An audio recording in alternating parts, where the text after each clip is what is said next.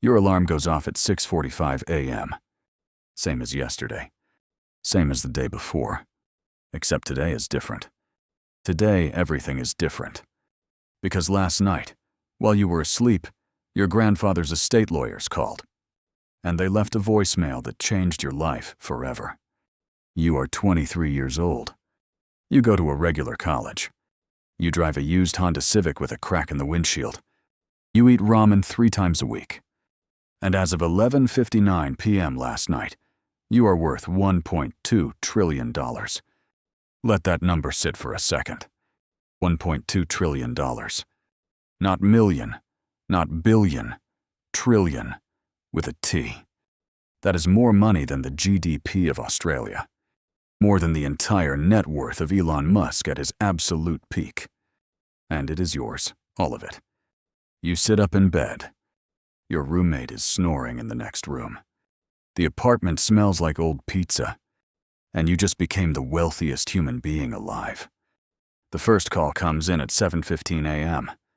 You do not recognize the number. You let it ring, then another call, then another. By 7:40 a.m., your phone has rung 27 times. You have 14 voicemails from lawyers, 3 from banks you have never heard of, 1 from a private security firm, and 1 from a number that just says, private. You do not answer any of them. You walk to the bathroom. Look in the mirror. Same face, same wrinkled t-shirt, same person. Except now you own more money than you could spend in 1,000 lifetimes. You make yourself a bowl of cereal because you genuinely do not know what else to do. By 9 a.m., you finally call back the lead attorney. His name is Richard. He has been your grandfather's lawyer for 31 years. He speaks slowly and carefully, the way people talk when the numbers are too big to rush through. He explains that the estate includes holdings across 42 countries. Real estate, energy, technology, infrastructure, private equity, sovereign debt. Things you have never heard of, things you cannot even pronounce. And you are the sole heir. There is one condition. You have to manage it yourself. No trust, no board appointed to babysit you. Your grandfather believed in you. He believed that the right person with enough pressure becomes great. So it all lands on your shoulders. Today, right now. You hang up, sit on your dorm room bed, look at your cracked phone screen. And for the first time in your life, you feel something that has no name yet. The second day is chaos. Richard flies in with a team of 12 people.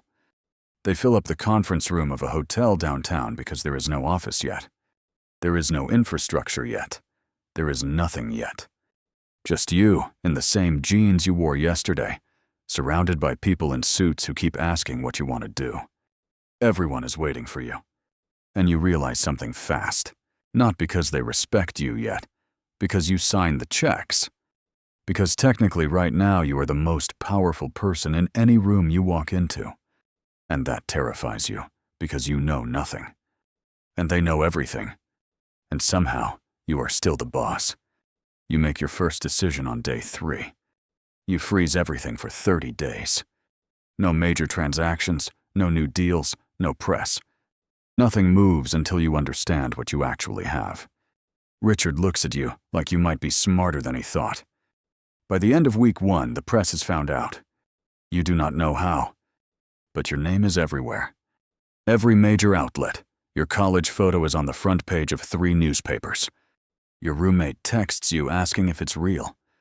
Your ex texts you.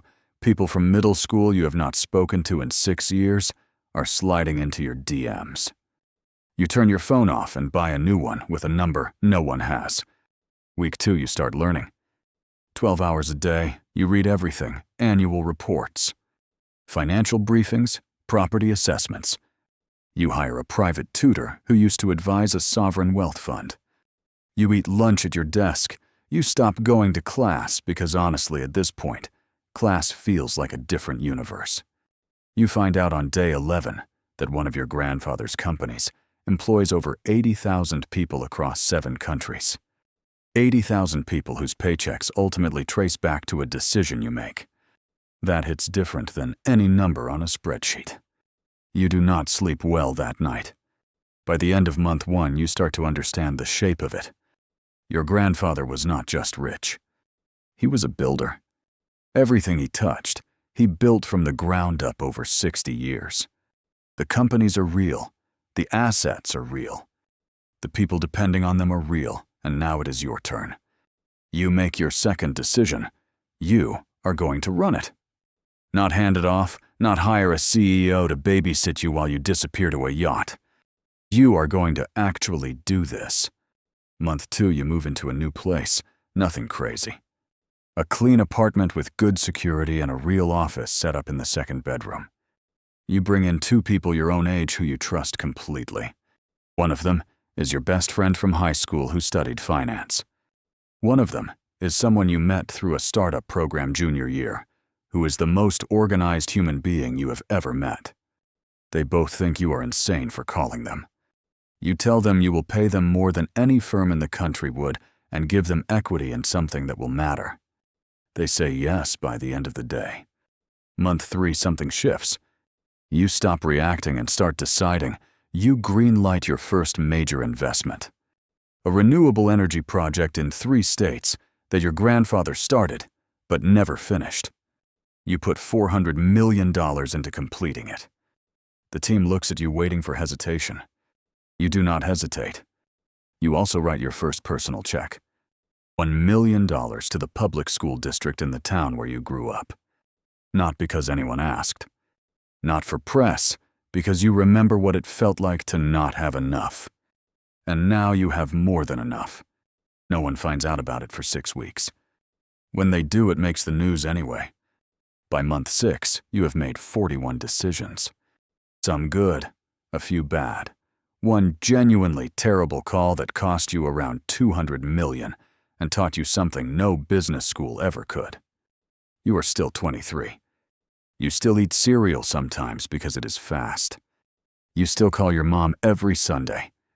You still have days where you sit in your office and stare at the wall and think about how none of this feels real. But here is what nobody tells you about having $1 trillion. The money is not the hard part. The people are, the responsibility is. The weight of knowing that your bad day could ripple out into thousands of lives. That is the part no one prepares you for. That is the part that keeps you sharp. That is the part that makes you either rise or collapse. And you are choosing to rise. You are 23 years old. You woke up one morning with a cracked phone and a bowl of cereal. And by the time you go to sleep tonight, you will have made decisions that shape the next decade of your company, your team, and your life. The alarm goes off at 6:45 a.m. Same as yesterday. But you are not the same person who went to sleep. Not even close.